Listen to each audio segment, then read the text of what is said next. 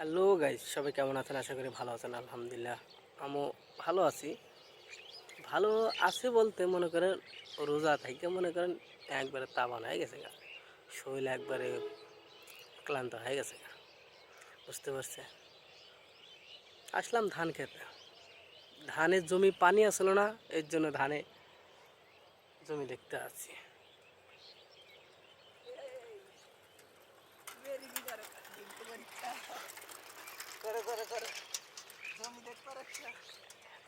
জমি দেখতে যাচ্ছি যে ধানে খেতে হবে,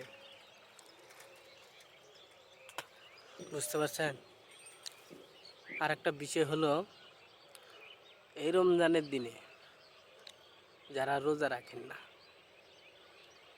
রোজা রাখেন বলতে মনে করেন সেরি খেটে যে ঘুমায় যাবার যে রোজারা ভাঙেন, দোকানে যায় যে সিগারেট বা চা বিস্কুট খান বা যেটাই খান, পান খান, এটা কিছু করা লাগবে তাই কন।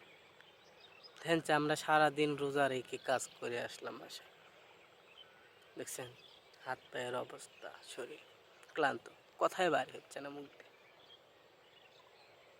সেরকম অবস্থা। আশা করি ভিডিওটা যদি ভালো লাগে অবশ্যই লাইক, কমেন্ট, শেয়ার করবেন। ধন্যবাদ।